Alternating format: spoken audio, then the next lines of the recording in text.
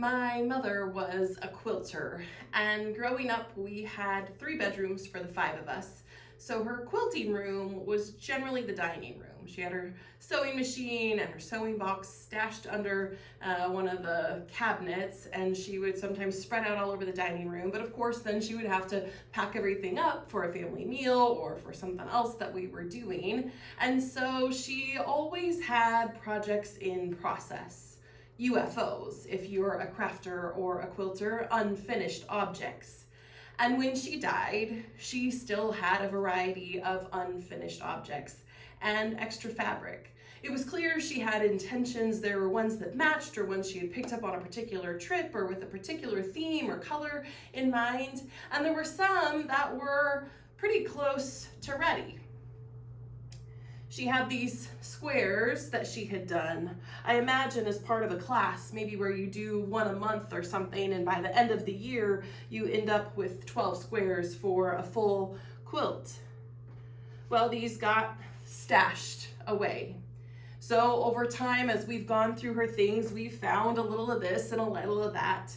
And I have these 5 squares that she made, and this one, that was in process. You can see the similar fabrics and the similar cuts, but it didn't quite make it to done. She's got them sort of taped on this paper so that you know what the general layout might be, but it's just not quite there.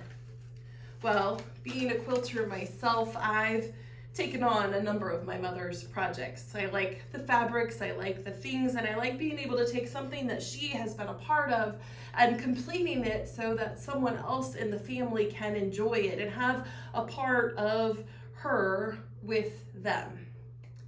The trouble is, I don't always get all the pieces. Like I said, pieces like this often become a set of 12 and I have 5 and something extra.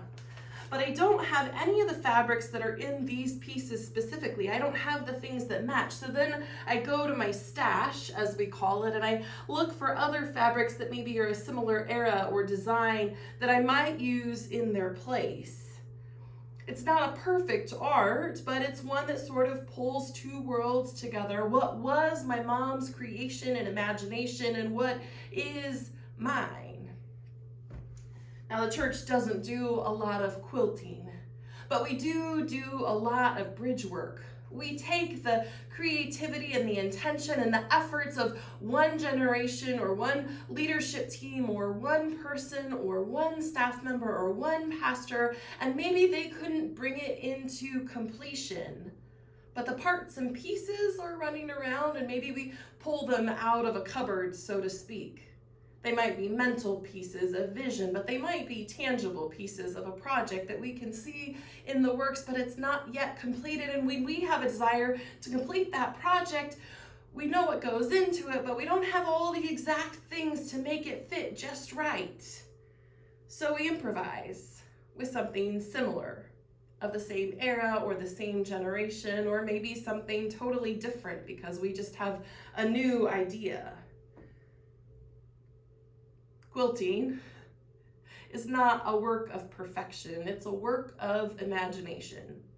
At least for me, I'm not the type that really loves all these points because they get off very easily. Other people love that precision work. And for me in ministry, the work is not one of perfection or precision, but it is about intention and creativity and honoring the saints who've gone before us and their work and their imagination and their drive and the things they've left for us, while also using our creativity and imagination to make something new and different.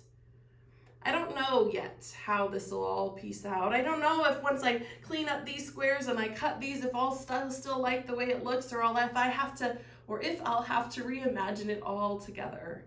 But I do know that it's worth the labor of taking what is beautiful and ready and usable and drawing it into the present, both in my quilting world and in my ministry world. It's good work, friends. Sometimes it's uneasy or difficult because we don't have all the parts and pieces that we want right at our fingertips when we want them. But often we have enough to make something beautiful, a collective project across the ages and the generations, to serve the people of the future. Take care, friends.